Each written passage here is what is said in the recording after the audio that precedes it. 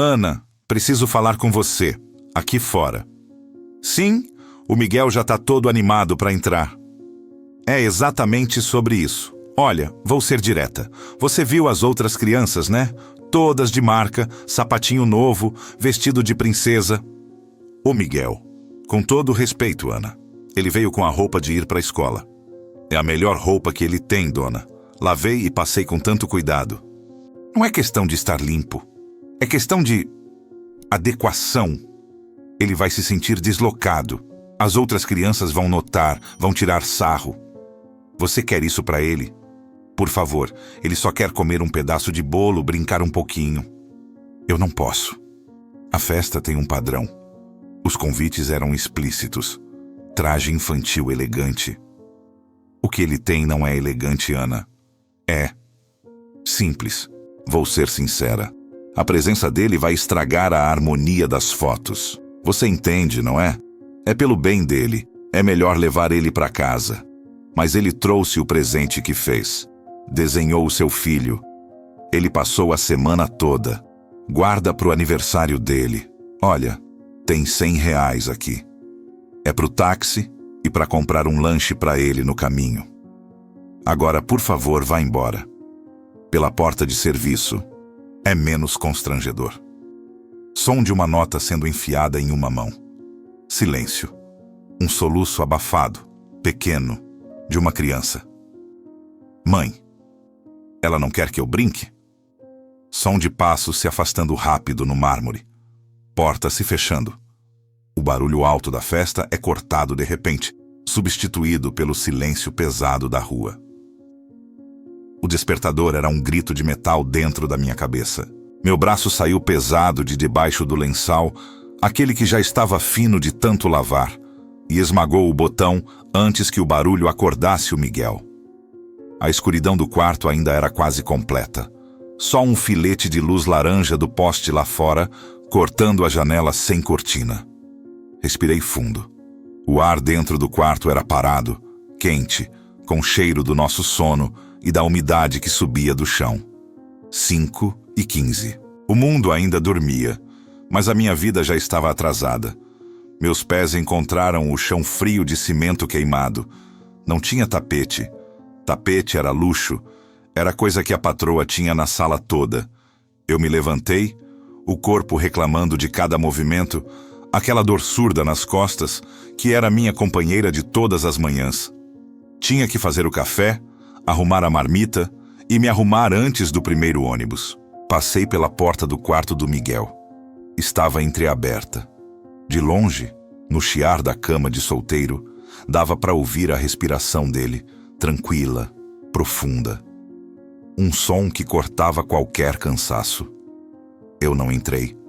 Só fiquei ali parada 1 minuto, me enchendo daquela paz que ele trazia mesmo dormindo. Era o meu combustível. A única coisa bonita e certa naquele lugar. A cozinha era um quadrado de 2x2. Acendi a luz. A lâmpada fluorescente piscou. Zumbiu. E então iluminou a pia com a torneira pingando, o fogão de 2 bocas, a geladeira velha que roncava como um animal doente. Coloquei o bule no fogo. Enquanto a água esquentava, abri a geladeira. Lá dentro, um resto de arroz, um pouco de feijão num pote, um tomate murcho e o leite de saquinho para misturar com o café do Miguel. A manteiga estava no fim, um círculo amarelo colado no fundo do pote de plástico. Fiquei olhando, calculando. Era quarta-feira. O dinheiro do mês, aquele que eu guardava com unhas e dentes na meia, estava acabando. A folha de pagamento só caía na sexta. 2 dias. Tinha que fazer aquela comida render mais 2 marmitas. O tomate murcho dava um molho. Dava. O arroz dava para misturar com um ovo, se eu comprasse meia dúzia hoje. O choro veio do nada. Um nó na garganta. Quente e apertado. Não era de tristeza. Era de raiva. Uma raiva surda, que não tinha para quem gritar. Raiva da torneira que pingava, da geladeira que roncava, da conta de luz que não parava de subir, da patroa que semana passada reclamou que eu tinha deixado um círculo de água no vaso sanitário. Limpo banheiros alheios o dia inteiro e minha própria casa não tem um tapete para pisar de manhã. Engoli o choro com o primeiro gole de café, que estava amargo e forte demais. Não podia gastar açúcar. O açúcar era pro mingau do Miguel. Olhei para o relógio de plástico pregado na parede. 5h40. Meu coração deu um pulo. Já! Lavei a xícara num jato rápido. Sequei as mãos no avental que já estava pendurado atrás da porta. Na correria, abri a gaveta e peguei minha única coisa boa. Um batom vermelho, quase no fim. Passei nos lábios com a ponta do dedo, sem espelho. A patroa disse uma vez que mulher arrumada passa mais credibilidade. Eu não queria credibilidade. Queria era que ela não me olhasse com aquela cara de quem estava cheirando lixo podre. De volta ao quarto, me vesti rápido, calça preta de poliéster, blusa branca simples, o uniforme da invisibilidade. Quando saía daqui, eu deixava de ser Ana, mãe do Miguel. Virava a diarista. Um corpo que fazia serviço pesado, um par de mãos que esfregava, uma sombra que se mexia pela casa grande sem fazer barulho. Estava amarrando o cabelo quando ouvi o ronquinho dele mudar. Virei. Miguel estava sentado na cama, os olhos ainda pesados de sono, o cabelo uma pena preta toda arrepiada. Mãe, você já vai? A voz dele, rouca de dormir, me prendeu no lugar. Tenho que ir, meu filho. A senhora Célia vai vir te buscar para a escola, tá? Ela vem às 7. Você já deixa a mochila arrumada? Ele fez que sim, com aquele ar de adulto precoce que me partia o coração. Tô com fome, ele murmurou, esfregando os olhos. O café tá pronto, miguinho. Tem pão com manteiga e o leitinho com chocolate que você gosta. A mentira saiu fácil. O chocolate tinha acabado ontem. Seria pão com a última ponta de manteiga e café com muito leite. Mas eu dizia chocolate para ver aquele brilho nos olhos dele, mesmo que fosse só por um segundo. Me aproximei, sentei na beirada da cama e pentei o cabelo dele com os dedos. Ele se encostou na minha mão, um gesto de confiança total que me deu forças e me destruiu ao mesmo tempo. Eu tinha que sair dali. Se ficasse mais um minuto, ia desmoronar. Você é o meu herói, sabia? Sussurrei, beijando a cabeça dele. Eu sei, ele respondeu, meio dormindo ainda. Saí do quarto, peguei a bolsa de lona surrada e a marmita de plástico. Na porta, olhei para trás uma última vez. Ele já tinha deitado de novo, um montezinho sob o lençol. A luz do poste agora iluminava o chão, mostrando onde o cimento estava rachado. Respirei fundo de novo. O ar da rua, já quente, trouxe o cheiro da cidade acordando. Fumaça de escapamento, pó, uma promessa distante de chuva que nunca vinha. Fechei a porta. O cadeado fez um clique seco. Final. Aquele som era o mesmo todos os dias. O som de trancar a minha vida do lado de fora, enquanto eu ia vender meu dia para poder abrir ela de novo à noite. A porta bateu com um estrondo que fez a casa toda tremer. E antes mesmo de eu conseguir me virar da pia, ele já estava na cozinha. Os olhos do Miguel eram 2 luas cheias, a respiração ofegante como se tivesse corrido o caminho todo. Mãe! Mãe! Olha! Ele veio para cima de mim, quase me derrubando, e enfiou um pedaço de papel cartão colorido na minha mão que ainda estava molhada de louça. O papel enrugou um pouco no canto. Calma, calma, amiguinho. Deixa eu secar as mãos. Sequei as mãos no avental, o coração já começando a bater mais rápido com aquele entusiasmo todo. Peguei o convite. Era bonito mesmo. Um fundo azul com um foguete prateado estampado, letras brilhantes. Você está convidado para uma viagem intergaláctica, dizia o nome do Davi, um colega dele da escola. Data, sábado, 3 da tarde. Endereço, um condomínio com nome em inglês, na parte nobre da cidade, que eu só conhecia de passar no ônibus. O Davi deu para todo mundo na sala, mãe. É no sábado. Vai ter bolo em forma de foguete e piscina de bolinha e tudo. Ele falava tão rápido que as palavras se atropelavam. Pulava no mesmo lugar, a mochila ainda nas costas, batendo nas costas dele. Meu sorriso veio automático, puxado pela felicidade dele. Era impossível não se contagiar. Que legal, filho. O Davi vai fazer anos? 8. A mesma idade que eu vou fazer, lembra? Em setembro. Ele falou como se setembro fosse amanhã, e não daqui a 5 meses. A esperança no olhar dele era uma coisa física, brilhante, que enchia o quartinho escuro da cozinha, de uma luz que não vinha da lâmpada. É mesmo, eu disse, e a voz saiu mais fraca do que eu queria. Meus dedos passaram pelo papel brilhante. A textura era lisa, cara. Meu cérebro, o traidor, já começava a fazer as contas. Sábado, 3 dias. Presente. Roupa. Ônibus. A passagem ida e volta para aquele bairro era o dobro. Um presente decente para uma criança daquele mundo. Quanto custava um brinquedo decente para eles? Meu estômago deu um nó frio. Eu posso ir, né, mãe? Pode? Ele agarrou minha blusa, puxando. O olhar era de súplica absoluta, daquelas que não dava para dizer não. Claro que pode, meu amor. A frase saiu antes que eu pudesse pensar. A sombra que escureceu a alegria dele por uma fração de segundo sumiu, substituída por um sorriso que iluminou o universo dele. Ele soltou um agudo, jogou a mochila no chão e saiu correndo para o quarto, provavelmente já imaginando a aventura intergaláctica. Eu fiquei parada, com o convite na mão. O barulho da torneira que pingava marcava o tempo. Drip, drip, drip. 3 dias. O dinheiro da semana já tinha destino.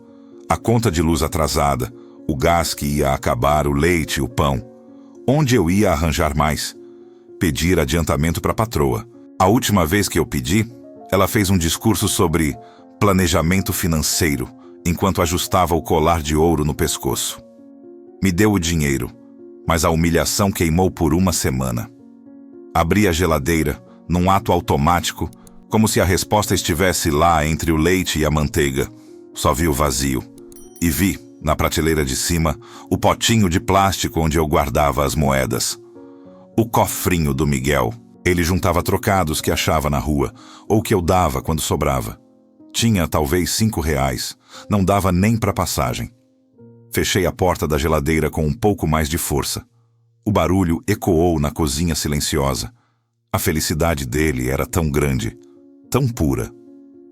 E o mundo lá fora, o mundo do Davi e do condomínio com nome em inglês, era feito de outras regras. Regras que a gente não conseguia ler, muito menos pagar. Eu me apoiei na pia, deixando o peso da cabeça cair nas mãos. A lágrima que ameaçou sair eu engoli seca. Não, não hoje. Hoje era dia de ele ser feliz com um pedaço de papel brilhante. O preço da felicidade a gente via depois.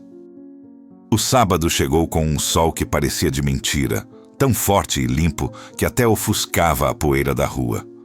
Dentro de casa, o clima era de uma festa só nossa. Miguel acordou às 6 da manhã, coisa que ele nem no Natal fazia. Hoje é o dia, mãe. O dia do foguete. Eu já estava acordada, claro. Tinha passado a noite revirando na cama, os cálculos dançando na minha cabeça como demônios. No fim, a solução foi a única possível. A verdade, vestida do jeito mais bonito que a gente conseguia. Agora sim, meu astronauta, eu disse, tentando botar uma animação na voz que não sentia. Vamos te preparar para a viagem. A melhor roupa estava esperando, passada com um ferro emprestado da vizinha, em cima da cama. Era uma camiseta azul marinho. Aqui tinha um desenho de um super-herói que já estava tão desbotado que parecia um fantasma.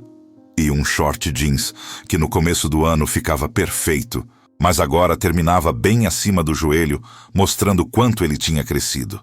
Não tinha etiqueta de marca. Tinha a etiqueta da Feira Livre, onde eu tinha comprado 2 por R$ 5 no ano passado. Miguel vestiu tudo sem reclamar. Pelo contrário, ficou se admirando no espelho quebrado do banheiro. Tá bonita, mãe. Tá cheirosa. Tá o homem mais bonito dessa galáxia toda, eu disse, arrumando a gola da camiseta. Meus dedos tremiam um pouco. Eu via cada detalhe que para mim gritava: pobreza. A costura um pouco solta no ombro, a cor que já não era vibrante, o short curto. Mas nos olhos dele, eu só via orgulho. Era a roupa da festa. Ponto. E o presente? Ele lembrou ansioso. Está aqui. Eu peguei da mesa. Não era uma caixa embrulhada em papel brilhante. Era um desenho. Ele mesmo tinha feito. Do Davi e dele como dois astronautas com a cidade vista do espaço. Tinha caprichado tanto. Eu consegui uma moldura simples, daquelas de plástico branco que vende no camelô por R$3. Coloquei o desenho dentro e embrulhei com um papel de pão que tinha uns risquinhos verdes. Amarrei com uma fita que tirei de uma caixa de bombom que achei no lixo do prédio da patroa. Ficou frágil, ficou honesto. Ele vai gostar, né, mãe? Do desenho? Vai adorar, eu garanti, e dessa vez a emoção na voz era real, porque era verdade. Qualquer criança deveria adorar aquele presente, só que o mundo não era feito de deveria. Pegamos o ônibus. Ele sentou no banco do fundo, o presente no colo, os olhos grudados na janela conforme a cidade mudava. As casas simples foram dando lugar a muros altos. As lojas de esquina viraram galerias com vidro fumê. O asfalto ficou mais liso, sem buracos. O ar dentro do ônibus mudou também. As outras pessoas que subiram nessa parte da cidade vinham com cheiro de perfume, roupas leves e claras. Ninguém olhou pra gente. Ou olhou e desviou o olhar rápido. Miguel não percebia. Ele apontava para tudo. Olha aquela fonte, mãe. Nossa, o carro vermelho. Meu coração foi ficando cada vez mais pesado, um peso frio no peito. Eu me agarrava à bolsa de lona, onde tinha colocado o convite amassado da ansiedade dele. A certeza de que aquilo era um erro enorme, foi crescendo com cada quadra que passava. Mas eu não podia voltar atrás. Não podia apagar a luz daqueles olhos. Quando descemos na parada em frente ao condomínio Solar das Estrelas, o sol bateu forte no meu rosto. O portão era de ferro trabalhado, tão alto que dava medo. Dava para ouvir de longe o som da música infantil e risadas. A festa do Davi. Miguel agarrou minha mão. A dele estava suada, mas firme. Tá com medo? Eu perguntei baixinho. Ele balançou a cabeça que não, mas o olhar fixo no portão enorme traía uma hesitação. Ele puxou a camiseta para baixo, tentando esticá-la, um gesto pequeno que me partiu ao meio. Vamos, meu herói. Eu sussurrei, mais para mim mesma do que para ele. E começamos a caminhar em direção ao portão, os dois segurando nosso presente de papel de pão, nossas roupas limpas e velhas, e um nó de esperança e medo tão grande que quase não cabia na gente. A caminhada da portaria até o interfone foi a mais longa da minha vida. O portão era ainda maior de perto.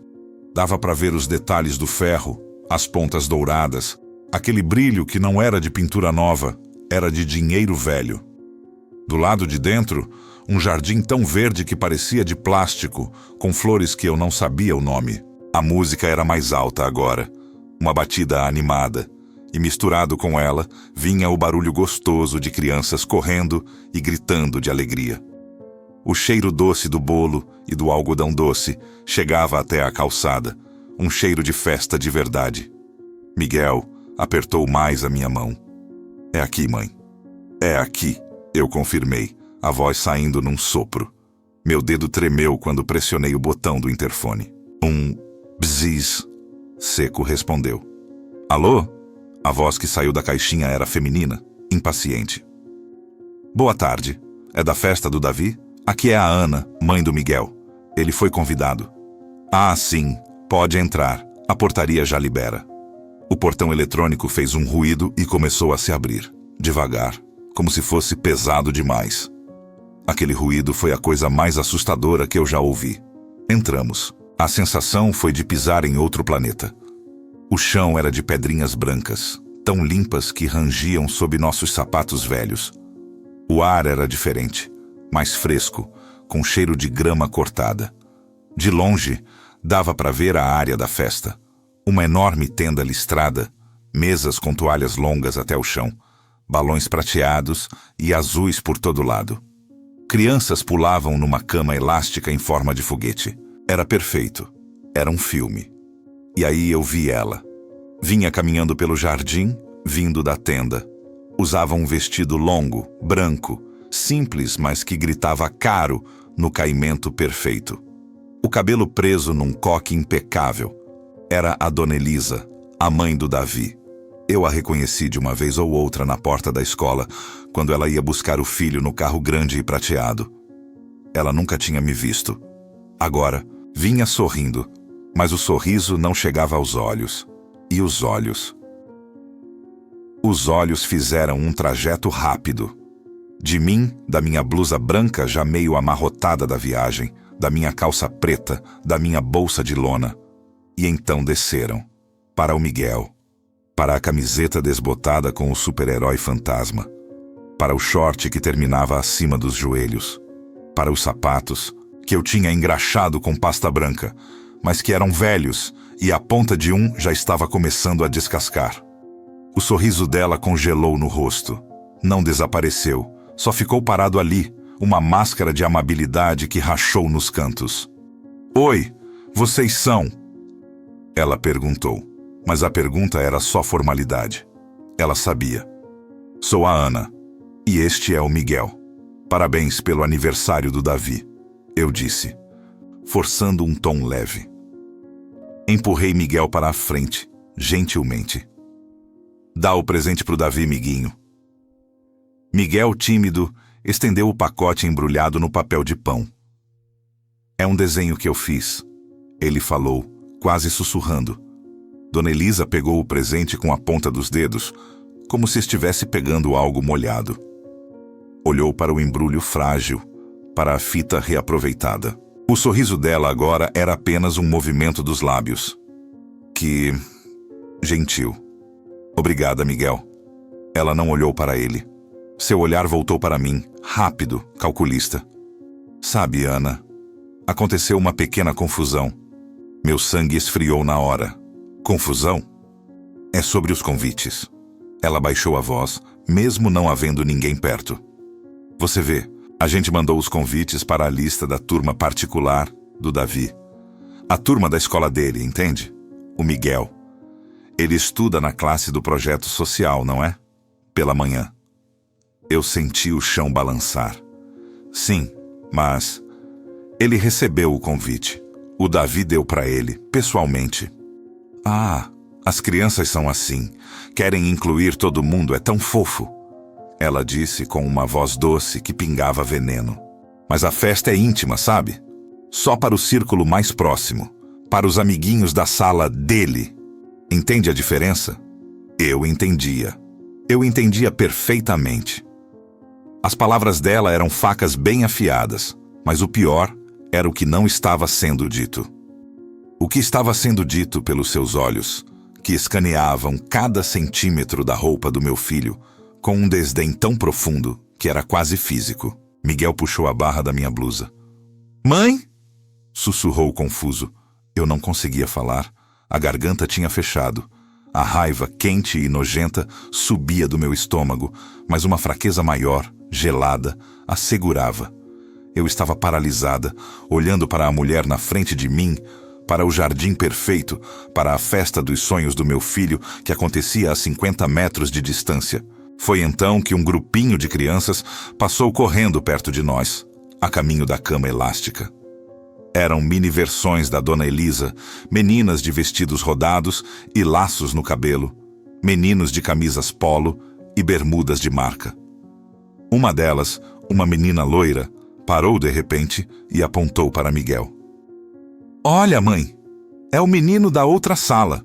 O que veio de ônibus?" O rosto da Dona Elisa ficou corado. O constrangimento agora era público. Ela se ajeitou, endurecendo a expressão. "Ana, por favor, você é uma mulher sensata. Olha para ele." Ela fez um gesto rápido na direção do Miguel. "Ele vai se sentir completamente deslocado aqui. As crianças vão notar, vão comentar. Você realmente quer submeter seu filho a isso? Só por causa de um pedaço de bolo?" Cada palavra era um tapa. É a melhor roupa que ele tem, eu consegui dizer, e a voz saiu quebrada, vergonhosa. Isso é muito triste, querida. Realmente é. Ela falou como se estivesse dando uma notícia muito ruim. Mas a realidade é a realidade. A festa tem um padrão. Os convites eram claros. Traje infantil elegante. Isso não é elegante. É humilde. E está tudo bem ser humilde, mas aqui não é o lugar. Do lado de dentro da tenda, alguém chamou. Elisa, vem cá. O Davi quer cortar o bolo. Ela olhou para trás impaciente e então tomou uma decisão. Abriu a pequena bolsa que levava a tiracolo, tirou uma nota. Era de R$100. Estendeu para mim. Aqui, pega um táxi. Leva ele para tomar um sorvete. Faz um programinha. É melhor para todo mundo. Principalmente para ele. A nota verde ficou pairando no ar entre a gente. Eu olhei para ela, depois para o rosto do Miguel.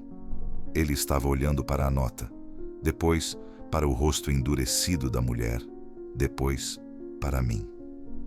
A expressão de confusão dele foi se desfazendo, e no lugar foi surgindo um entendimento lento e terrível. Seus lábios começaram a tremer.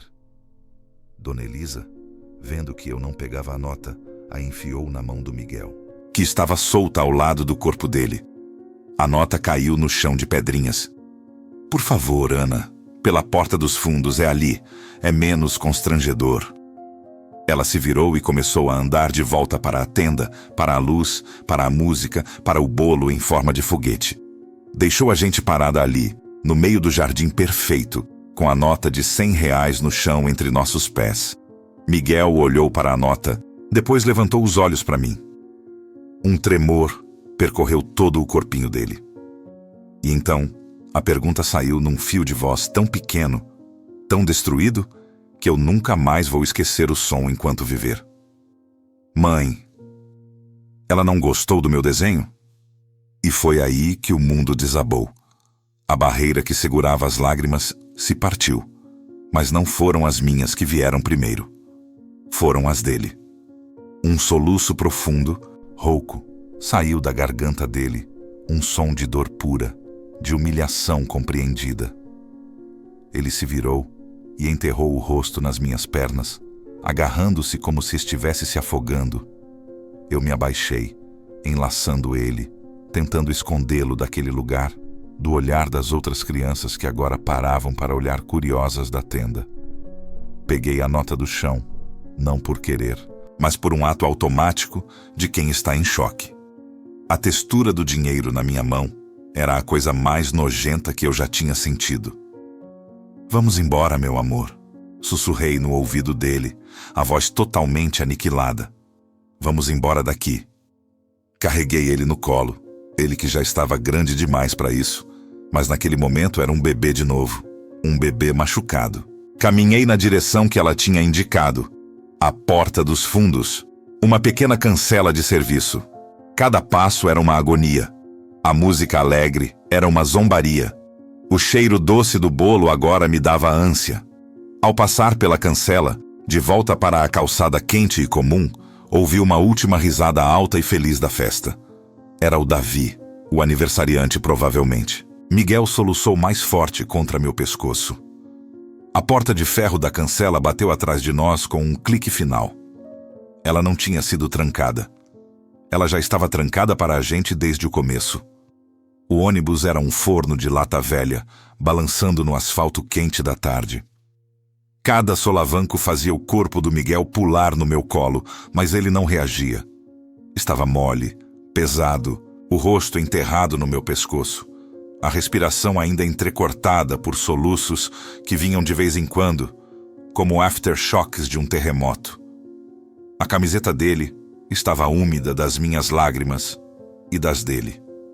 Segurava firme o desenho amassado, que ele tinha agarrado no chão do jardim antes de sairmos.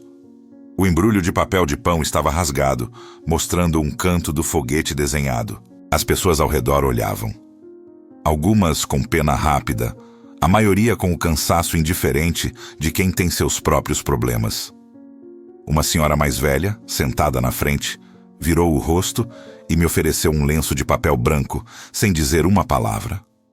Eu balancei a cabeça que não, mas ela deixou o lenço no banco do lado antes de descer.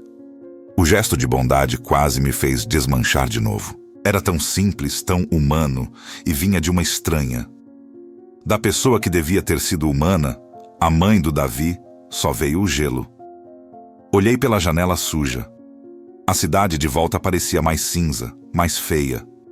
Os prédios altos do centro agora eram só blocos de concreto sem graça. O lixo na sarjeta parecia mais visível. O sol, que de manhã parecia uma promessa, agora era só um incômodo, batendo forte no vidro e fazendo suar. Meu mundo tinha encolhido, apertado, e tudo que ele continha era dor, e uma vergonha tão profunda que queimava por dentro. Por quê? A pergunta martelava no meu peito, no ritmo dos solavancos do ônibus. Por que a gente? O que a gente tinha feito de tão errado? Eu trabalhava, eu me matava de trabalhar, levantava no escuro, voltava no escuro, engolia a humilhação, comia o pão que o diabo amassou com um sorriso no rosto, tudo por ele. Tudo para dar uma vida digna. E o que era dignidade? Dignidade era uma camiseta de marca? Dignidade era um short que cobrisse os joelhos?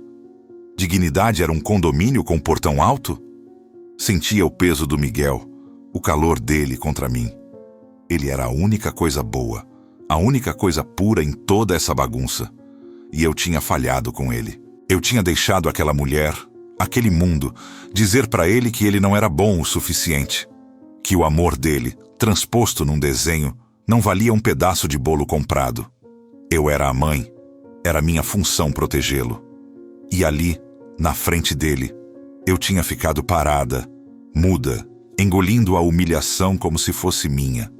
Porque era nossa. Uma voz venenosa sussurrou no fundo da minha mente. Talvez ela tivesse razão. Talvez você devesse tê-lo poupado.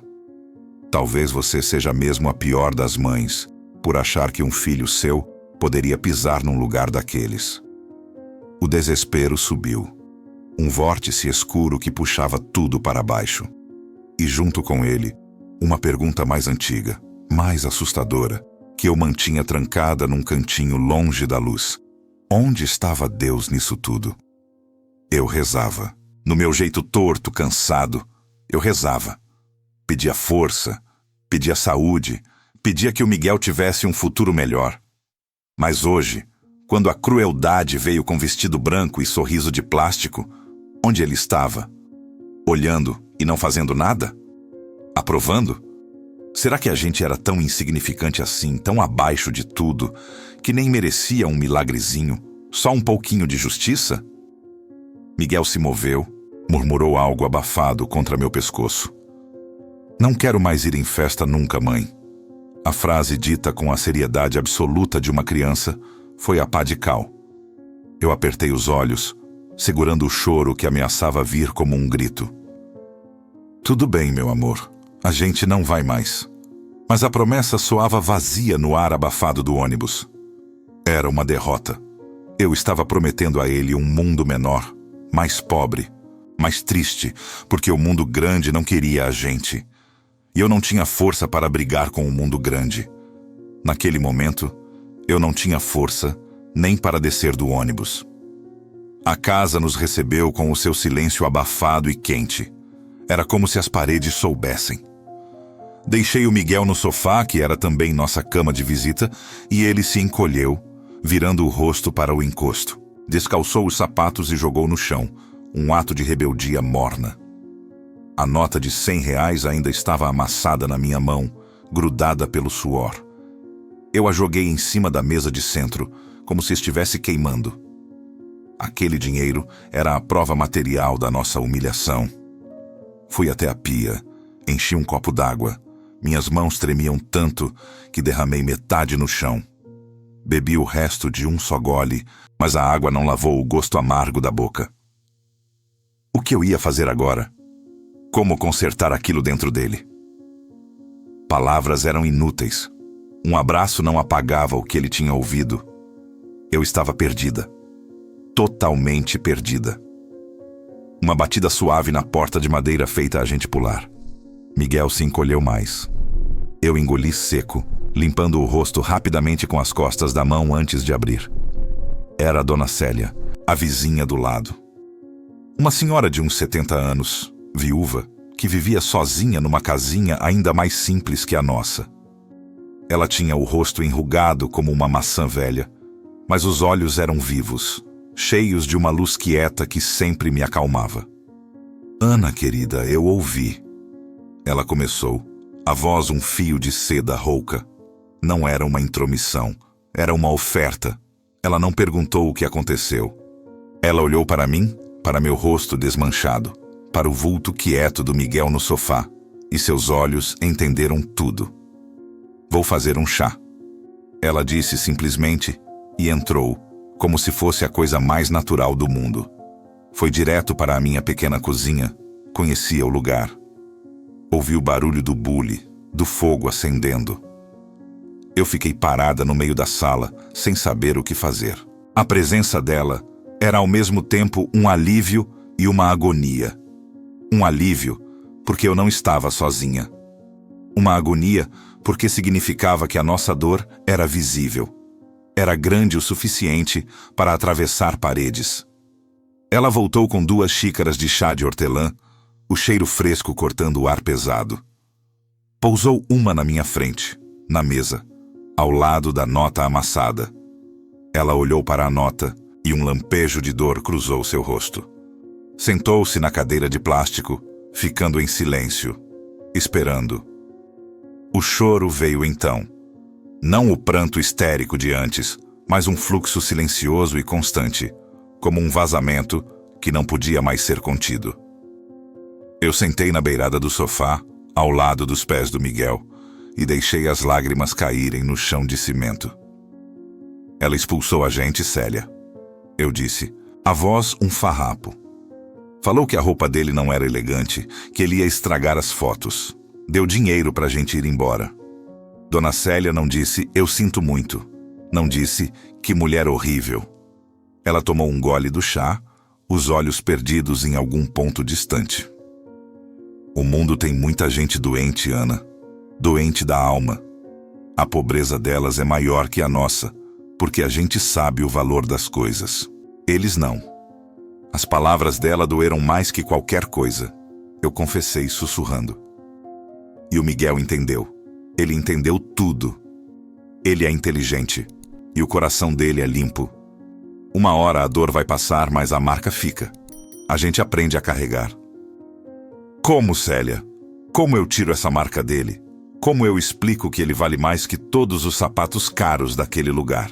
A pergunta era um grito de desespero. Ela olhou para mim por um longo momento. Você não tira, minha filha. Você cobre. Com amor, com paciência e com fé. Fé. A palavra caiu na sala como uma pedra. Eu balancei a cabeça amarga.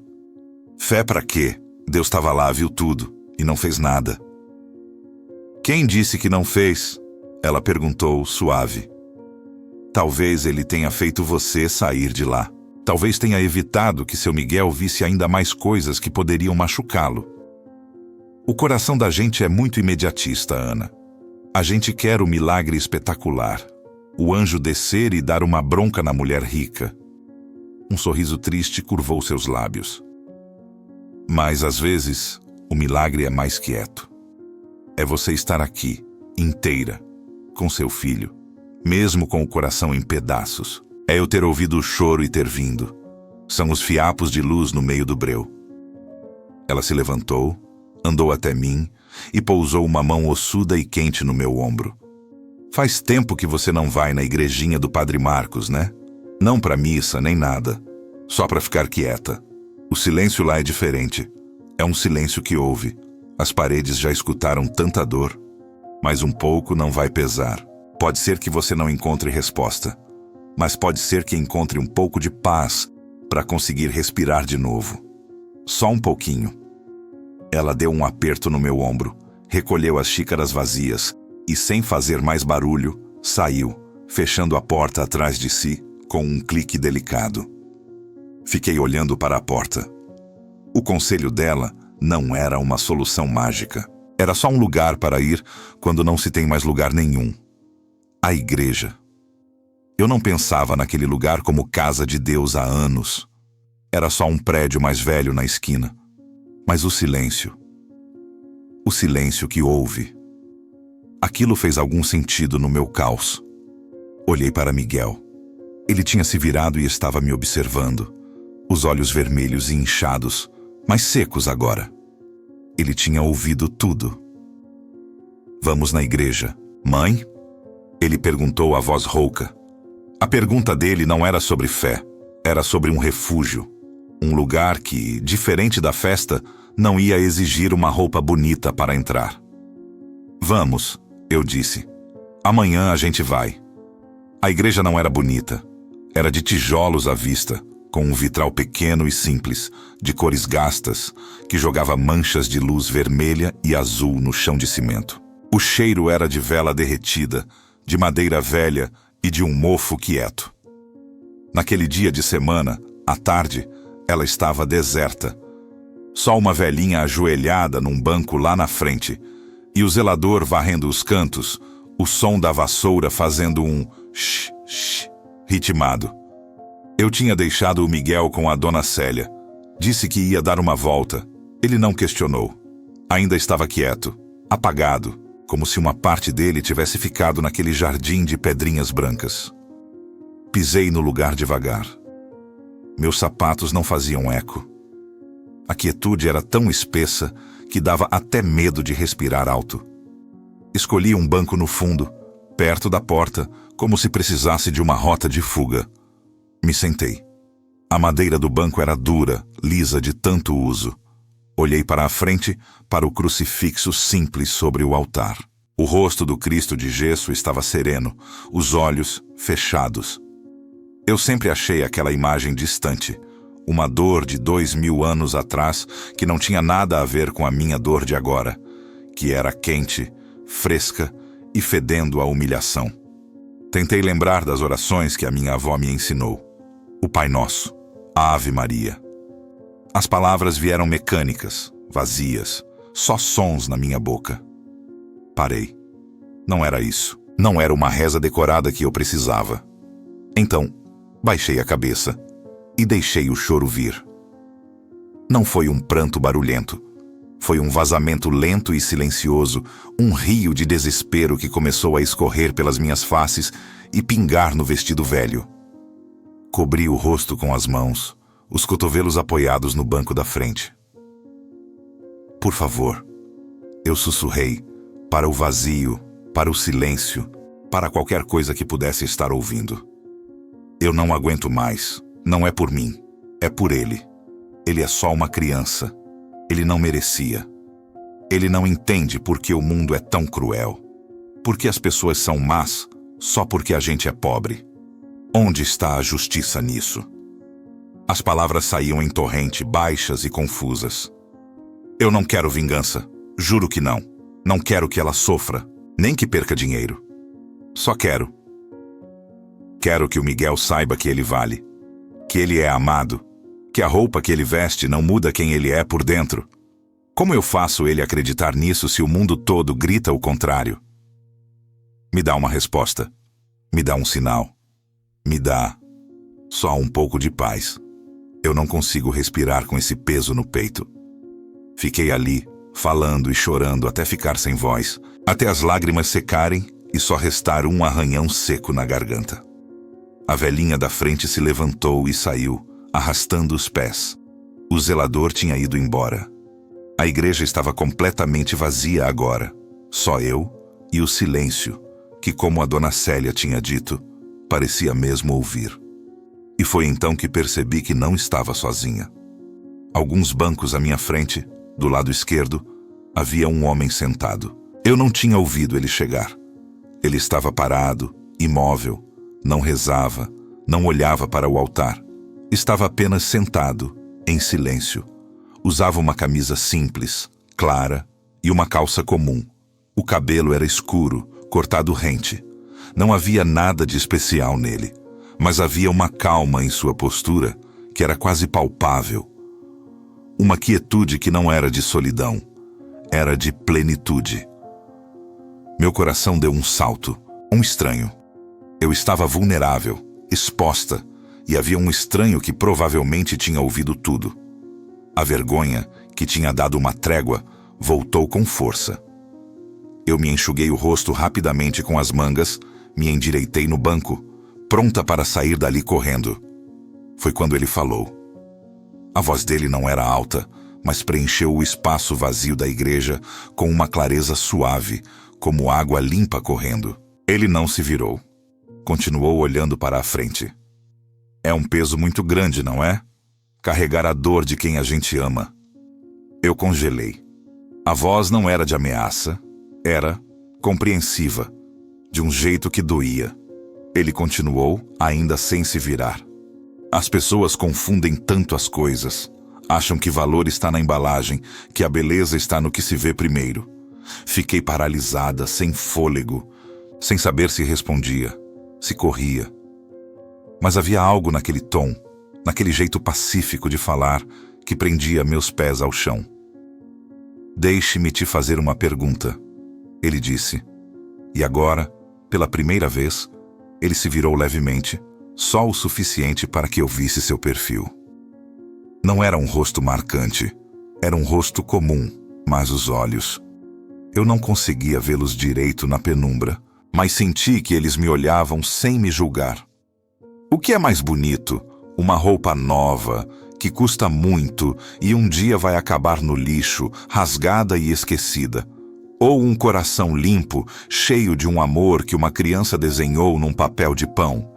O ar saiu dos meus pulmões de uma vez. Como ele sabia? Como ele podia saber sobre o desenho, sobre o papel de pão? Ninguém além de mim, do Miguel e daquela mulher tinha visto. A pergunta dele ecoou dentro de mim, atingindo um lugar tão fundo que as lágrimas voltaram. Mas agora eram diferentes. Não eram de desespero.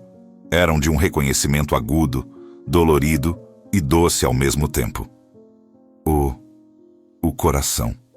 Eu consegui sussurrar, a voz completamente rouca. Mas o mundo não vê o coração. O mundo vê a roupa. Ele se virou um pouco mais, e agora eu pude ver seus olhos completamente. Eles eram profundos, calmos e pareciam conter uma tristeza infinita por tudo e, ao mesmo tempo, uma paz ainda mais infinita. O mundo é barulhento e cego, muitas vezes. Ele grita sobre roupas, sobre casas, sobre carros. Mas a verdadeira música, a que realmente importa, é um sussurro. Está no cuidado de uma mãe que passa uma camiseta velha. Está na esperança de um presente feito com as próprias mãos. Está na dor que você sente por ele, que é maior do que qualquer humilhação.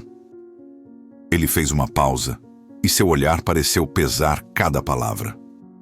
A injustiça que fizeram com seu filho não apagou a beleza dele. Só mostrou a feiura de quem não consegue enxergar. E a justiça que você procura. Ela não vai vir de fazer aquela mulher se sentir pequena. Ela começa quando você conseguir ver a beleza que seu filho carrega e acreditar nela com tanta força que nenhum olhar torto do mundo vai conseguir ofuscar. Eu tremia. Cada palavra dele era como um bálsamo e um bisturi ao mesmo tempo, curativo e cortante. Ele estava falando da minha dor com uma intimidade que era impossível. Quem é o senhor? Eu perguntei, a voz ainda trêmula. Ele ofereceu um sorriso pequeno, quase imperceptível. Alguém que entende de dores injustas e de amores que salvam. Ele se levantou então, devagar. Olhou para mim uma última vez.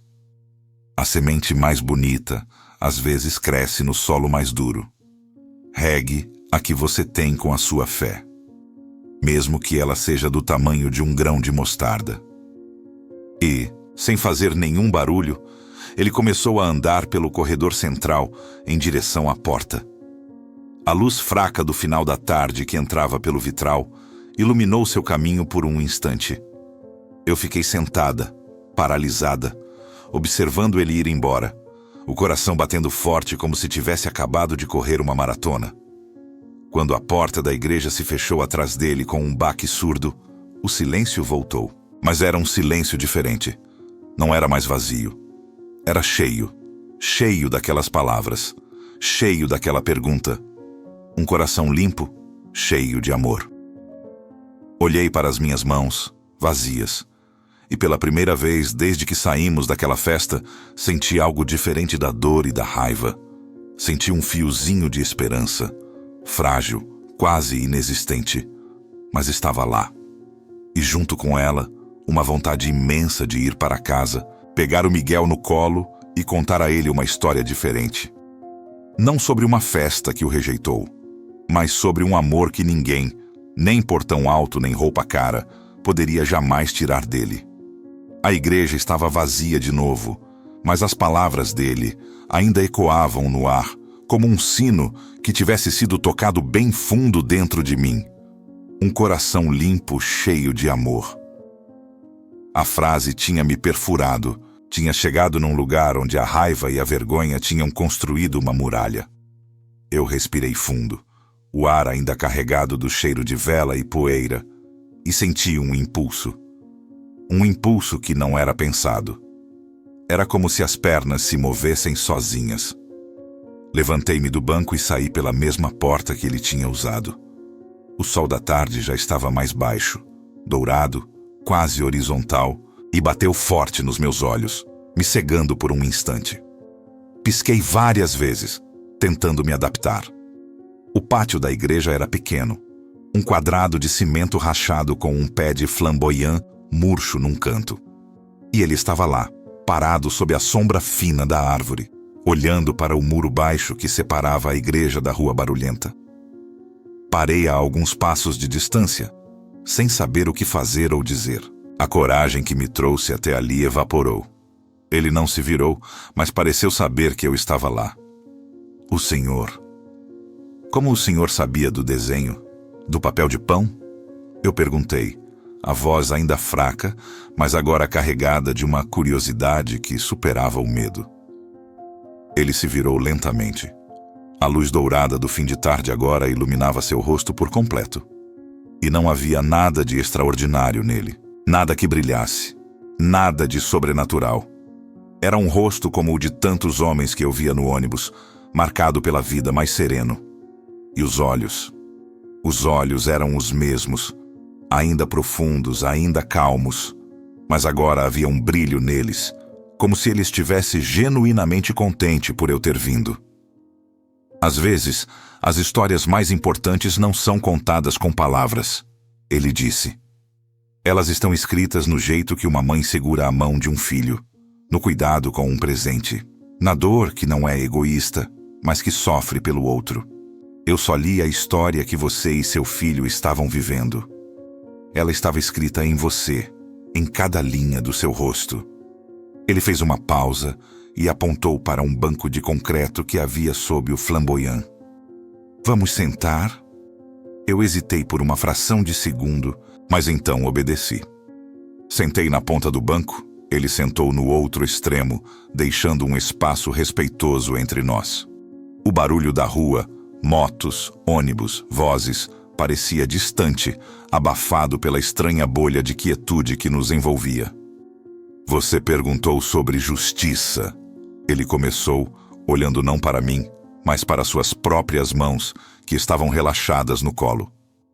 Deixe-me contar uma história, bem simples. Era uma vez um rei muito bom. Ele decidiu fazer uma grande festa de casamento para seu filho. Mandou seus criados chamar todos os convidados importantes, os ricos, os bem-vestidos, os que tinham nome na cidade. Ele falava com uma calma de quem conta uma história para uma criança, mas cada palavra tinha peso. E sabe o que aconteceu? Nenhum deles quis vir. Estavam muito ocupados, tinham negócios para cuidar, terras para comprar, uma vida muito importante para parar por uma simples festa. Um até matou o criado que foi convidá-lo. Eu ouvi a presa. Era só uma história, mas algo nela começou a mexer comigo. O rei ficou triste, mas também um pouco bravo. Então, ele teve uma ideia. Disse aos criados: os convidados não eram dignos, Vão então para as ruas e vielas da cidade. Chamem todos que encontrarem. Os pobres, os aleijados, os cegos, os que ninguém quer olhar. Tragam todos. A minha festa vai ser cheia, mas vai ser cheia de gente que sabe o valor de um pedaço de pão, de uma música, de um gesto de bondade. Ele finalmente virou o rosto para mim. Seus olhos encontravam os meus, e não havia pena neles. Havia uma verdade tão nua que doía. E a festa aconteceu. Foi a mais linda de todas, porque era cheia de gratidão, cheia de alegria pura. Os primeiros convidados, os dignos, perderam sua vaga. Perderam a chance de estar na luz, na alegria, porque estavam muito ocupados admirando seus próprios reflexos. A história terminou. O silêncio caiu de novo, mas agora era um silêncio que falava. Eu olhei para minhas mãos, para as unhas curtas e um pouco sujas do serviço. Eu era uma daquelas pessoas das ruas e vielas. O Miguel também. O senhor está dizendo que a gente, eu e o Miguel, somos os verdadeiros convidados? Minha voz saiu em um fio de voz. Estou dizendo que a dignidade nunca esteve com quem usa as roupas mais caras. Ele respondeu, suave, mas firme. Está com quem tem o coração aberto para o amor, para a simplicidade, para a verdade. Aquele portão que se fechou para vocês não fechou por causa de quem vocês são. Fechou por causa da cegueira de quem estava do lado de dentro.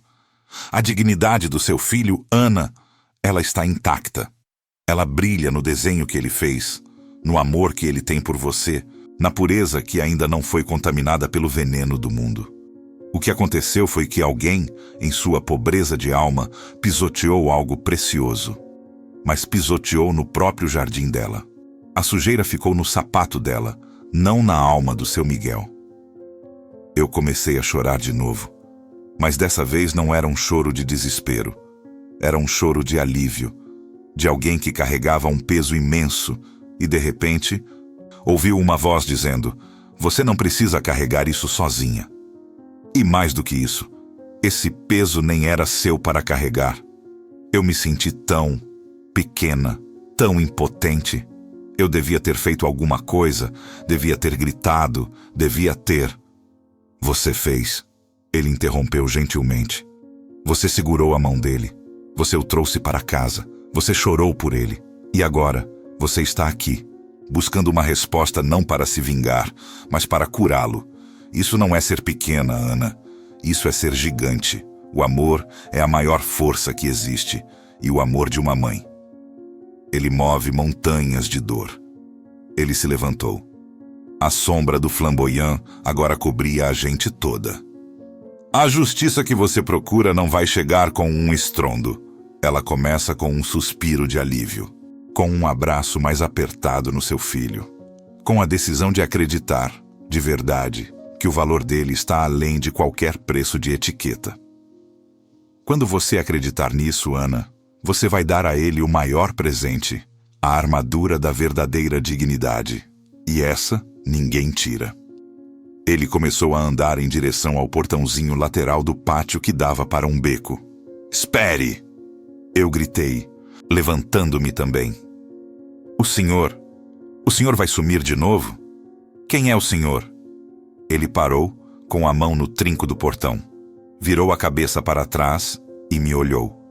E pela primeira vez, um sorriso verdadeiro, amplo e quente, iluminou seu rosto. Um sorriso que parecia conter todo o sol daquela tarde.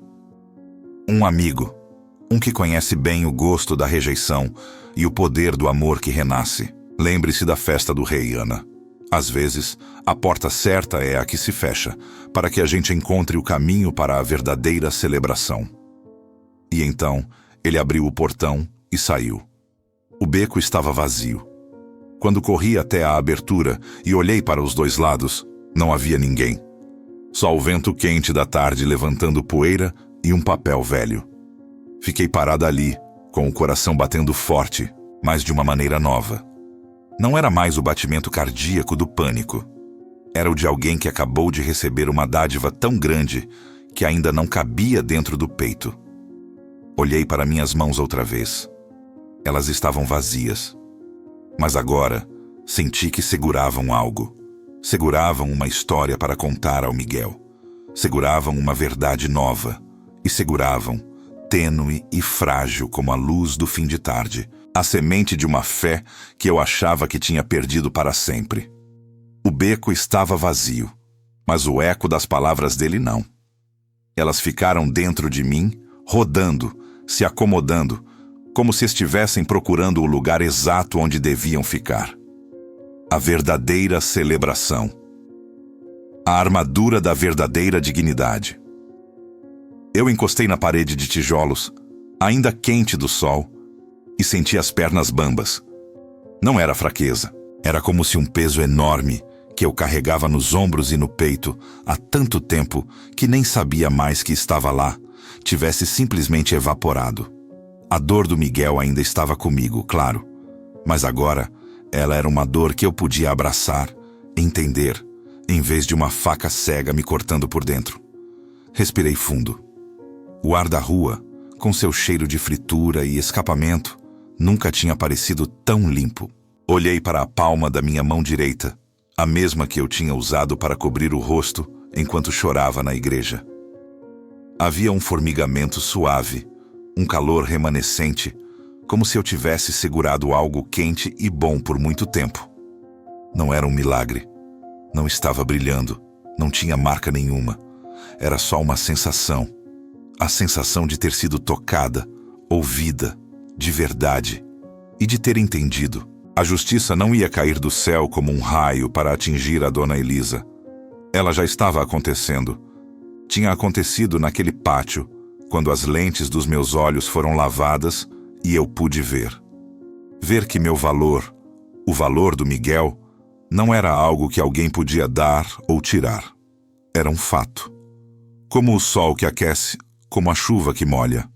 A caminhada de volta para casa foi diferente. Os mesmos buracos na calçada, a mesma lojinha com a música alta, os mesmos meninos jogando bola na rua de terra. Mas era como se eu estivesse vendo tudo por um filtro novo. A pobreza ainda estava lá, a luta ainda estava lá, mas elas não me definiam mais. Elas eram só o chão onde a gente pisava, não a cor da nossa alma. Eu não era mais a mulher humilhada que saiu correndo da festa. Eu era a mulher que tinha recebido um segredo grande e silencioso. Quando entrei em casa, o Miguel estava sentado no chão da sala, com as peças de um quebra-cabeça velho da dona Célia espalhadas. Ele não estava montando, só ficava olhando para as peças, uma em cada mão. O coração apertou, mas dessa vez não foi com desespero. Foi com uma ternura tão forte que quase me faltou o ar. Ele levantou os olhos quando eu fechei a porta. Vi o questionamento, a ferida ainda aberta. "E aí, meu astronauta?" eu disse, e a voz saiu firme, doce. Ele encolheu os ombros, um gesto que não era dele. Tudo. Me aproximei e sentei no chão, ao lado dele, sem me importar com a poeira ou com a calça preta do uniforme. Peguei uma peça do quebra-cabeça. Era azul. Provavelmente um pedaço do céu. Eu fui num lugar especial. Comecei, sem olhar para ele, fingindo interesse na peça. E conheci um homem que contou uma história para mim. Uma história que eu preciso contar para você. Ele não disse nada, mas o corpo dele ficou menos tenso. A atenção dele, antes dispersa, agora estava voltada para mim. Era uma vez um menino tão especial, que Deus mesmo botou ele num lugar super protegido. Sabe por quê? Miguel balançou a cabeça, os olhos arregalados. Porque o coração desse menino era feito de uma coisa raríssima. Uma coisa que os reis e os poderosos desse mundo gastariam todas as suas riquezas para ter, mas nunca vão conseguir comprar. O que era, mãe?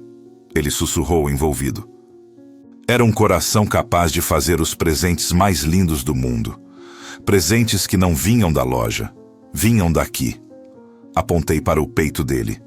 E Deus sabia que o mundo lá fora, às vezes, fica confuso. As pessoas olham muito para a roupa, para a casa, para o carro, e elas podem ficar com inveja de um coração tão precioso. Podem até tentar fingir que não veem, porque dói nos olhos delas ver tanta luz. Então, Deus às vezes deixa portas se fecharem. Não porque o menino não é bem-vindo, mas para proteger o tesouro que ele carrega dentro do peito. Para que só as pessoas que sabem o verdadeiro valor das coisas possam chegar perto. Miguel ficou em silêncio por um longo momento processando. O menino, sou eu? É você, miguinho. Você é o menino do coração de presente. E a festa daquele outro menino. Aquela porta que fechou? Foi Deus dizendo, essa festa não é digna do meu tesouro. Vamos guardar você para uma festa melhor. Ele olhou para as próprias mãos, pequenas e um pouco sujas. Uma festa melhor? Uma ideia nasceu na minha cabeça naquele instante. Não uma ideia pequena e resignada, uma ideia grande, ousada, que fez meu próprio coração bater mais rápido de empolgação. Sim, uma festa melhor. A nossa festa. Eu me virei e peguei o rosto dele entre as minhas mãos. Sábado que vem. Aqui mesmo. Vamos fazer a festa do coração de presente. Vamos convidar quem realmente importa. A dona Célia. O seu amigo João da Vendinha. A tia da barraca de frutas que sempre te dá uma banana. O senhor que conserta os sapatos. Vamos fazer um bolo, nem que seja de polvilho. Vamos botar música no rádio velho e você vai poder usar a roupa que você quiser. Porque a única regra da nossa festa é ter um coração bom. Os olhos dele começaram a brilhar de novo. Um brilho tímido, ainda desconfiado, mas era um brilho. A gente pode. Claro que pode. A festa do Davi era dele. A festa do coração de presente é sua. E sabe qual vai ser o convite? Eu levantei. Fui até onde o desenho amassado ainda estava em cima da mesa, ao lado da nota de R$100 que parecia morta. Peguei o desenho. Vai ser isso aqui. A gente vai recopiar, fazer um bem bonito, e você vai desenhar de novo você e o Davi, se quiser. E a gente vai entregar para as pessoas e dizer: você é convidado especial porque você tem um coração que sabe ver o que é importante. A transformação no rosto dele foi lenta, mas foi a coisa mais linda que eu já vi. A máscara de tristeza começou a se desfazer, substituída por um assombro, depois por uma curiosidade e, finalmente, por um sorriso. Um sorriso verdadeiro que chegou aos olhos. E a dona Elisa? Ele perguntou, de repente sério. O nome dela não me causou mais o frio na espinha, só causou uma pena leve. A dona Elisa não vai ser convidada, amiguinho, porque a festa dela é de um jeito e a nossa é de outro. E a nossa? A nossa vai ser cheia de gente que realmente quer estar junto da gente. Ele pulou no meu colo então, um abraço forte e repentino que quase me derrubou. Eu quero a nossa festa, mãe. E ali, com ele agarrado em mim, o desenho do foguete amassado na minha mão, eu tomei a decisão.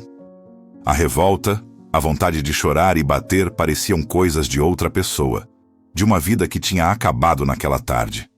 Eu não ia ficar parada lamentando. Eu não ia usar aquele dinheiro para comprar uma roupa nova e tentar provar algo. Aquele dinheiro ia comprar farinha, açúcar, ovos e talvez um pouco de chocolate em pó. Iria comprar a nossa própria celebração. A justiça não era sobre nivelar por baixo, era sobre construir algo nosso, tão alto e tão forte, que a opinião dos outros não conseguiria mais derrubar. E ela começava ali, no chão de cimento da nossa sala, com um abraço e a promessa de um bolo. A verdadeira festa, afinal, estava só começando. Contei para a dona Célia no dia seguinte, enquanto o Miguel estava na escola. Sentamos no degrau da porta dela, tomando aquele chá de hortelã que já estava virando nosso ritual. Quando expliquei sobre a festa do coração, seus olhos velhos e cansados brilharam de um jeito que eu nunca tinha visto.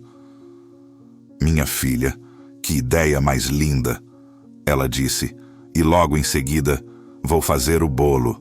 Tenho uma receita de bolo de laranja da minha mãe, que é uma beleza. E ainda tenho umas forminhas de estrela guardadas. Eu agradeci. com o coração apertado de gratidão, mas achei que fosse só isso. A bondade dela, pontual e previsível. Como sempre. Só que eu não contava com a rede invisível que uma simples ideia pode tecer num lugar onde todo mundo acha que está sozinho na sua luta.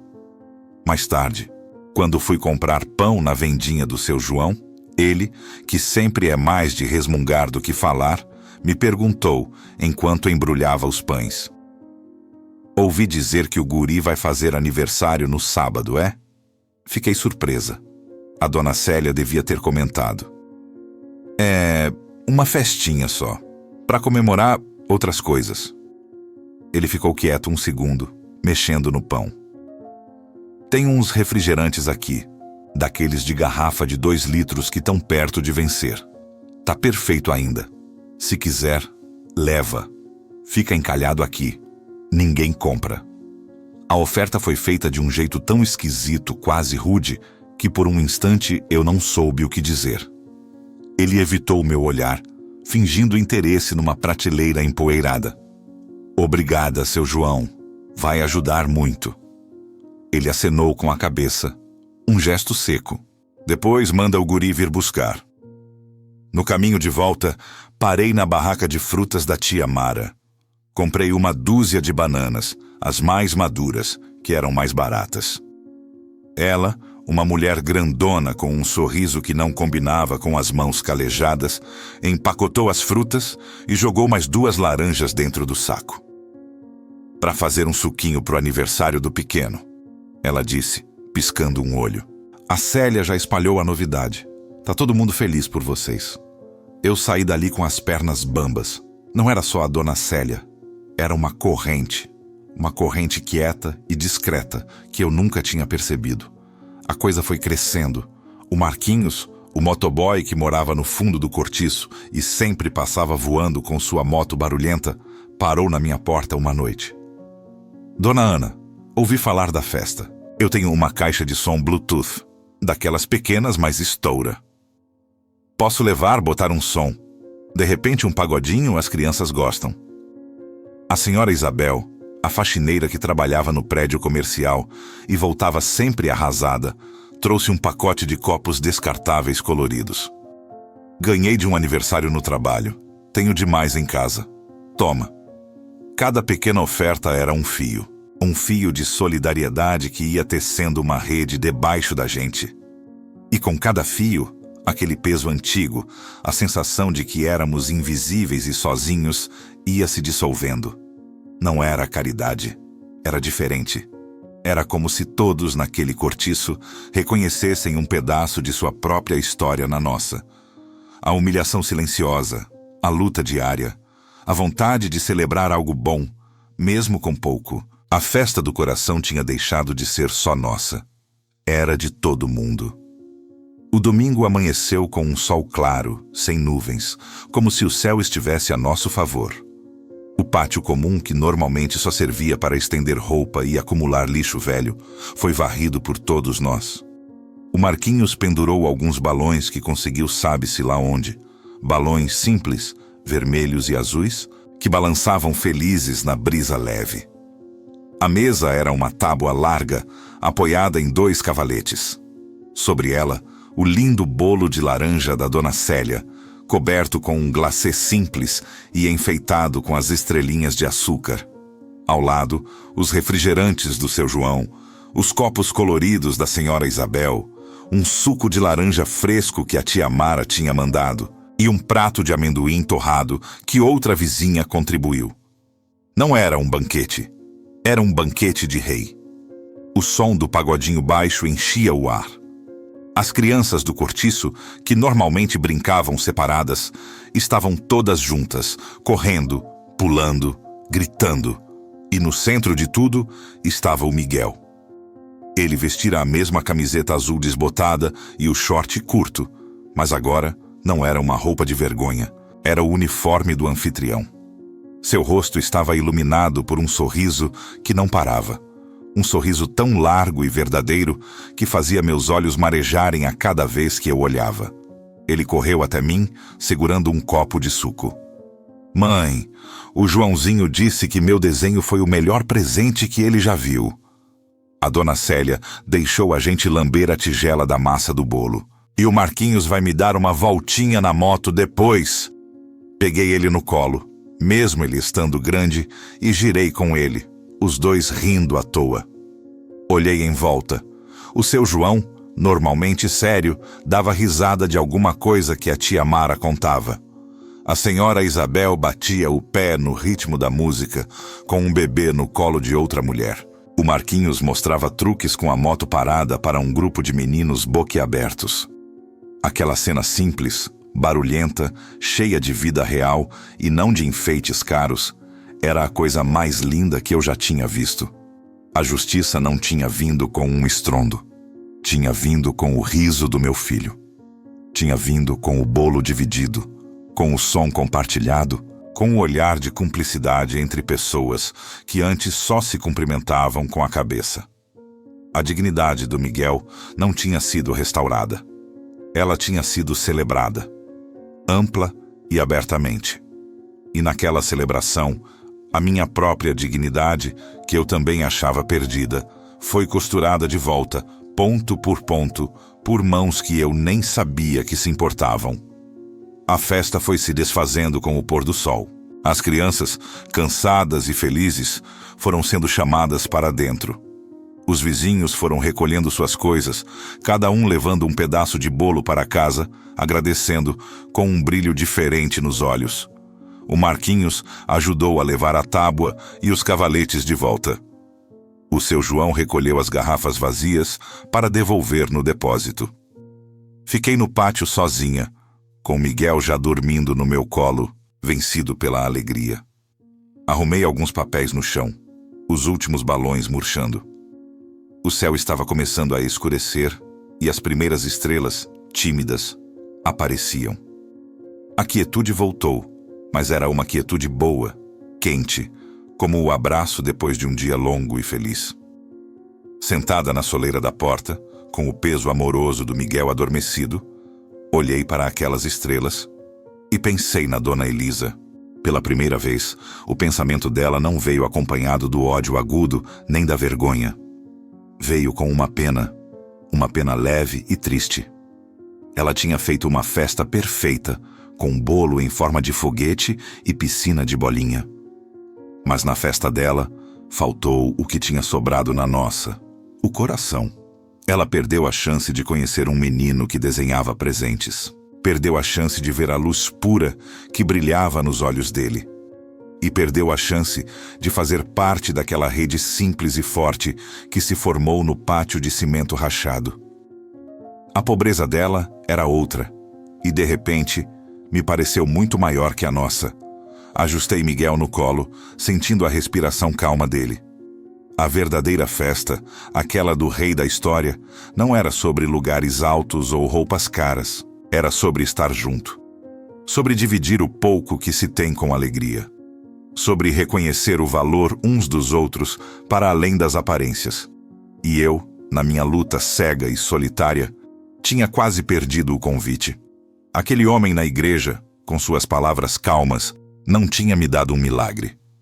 Tinha me dado os olhos para ver o milagre que já estava acontecendo ao meu redor, nos gestos simples, na solidariedade silenciosa dos meus vizinhos. A roupa bonita, que eu tanto me preocupava em dar ao Miguel, eu finalmente entendi o que era. Não era de tecido, era feita de paz. Da paz que agora habitava meu peito, substituindo a angústia. Era feita de uma fé nova, não numa figura distante, mas no amor que se manifesta através das pessoas, mesmo das mais improváveis. Era uma roupa que ninguém podia ver, mas que eu sentia, quente e leve, me envolvendo. O Miguel resmungou no sono, um sorriso pequeno aparecendo nos lábios. Provavelmente sonhava com motos e bolos de estrela. Eu beijei sua testa suada. O caminho à frente ainda seria duro. As contas iam chegar, o trabalho ia continuar pesado, o mundo lá fora ainda seria, muitas vezes, cruel e superficial. Mas eu não estava mais sozinha. E agora, eu carregava dentro de mim um segredo. uma luz que a escuridão não conseguiria apagar. A festa da vida, com seus dias difíceis e suas raras e doces celebrações, tinha um lugar reservado para nós. E nós, finalmente, estávamos prontos para sentar à mesa. Às vezes, a estrada mais longa não é a que nos leva para longe, mas a que nos traz de volta para dentro de nós mesmos. Por um instante, eu acreditei que a injustiça tinha vencido, que um portão fechado era o fim da nossa história.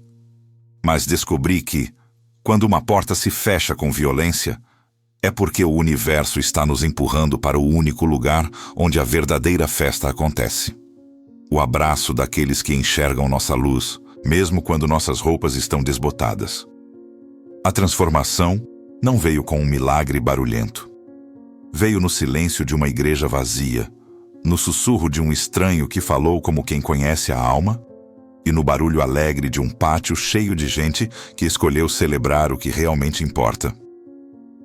A justiça mais profunda é aquela que costuramos com os fios da nossa própria dignidade redescoberta. Se essa história tocou seu coração, se você também já se sentiu do lado de fora de algum portão, me conta aqui nos comentários. Sua história importa. Compartilhe esse vídeo com alguém que precisa lembrar do seu valor. E se inscreva no canal. Esse gesto simples é como aceitar um convite para a nossa próxima celebração. Porque aqui, a festa nunca acaba. Aqui, a gente se lembra que o amor é o único traje necessário. E agora, deixo uma pergunta para você levar no pensamento. Qual foi a porta fechada na sua vida que, no fim, te levou para a verdadeira festa?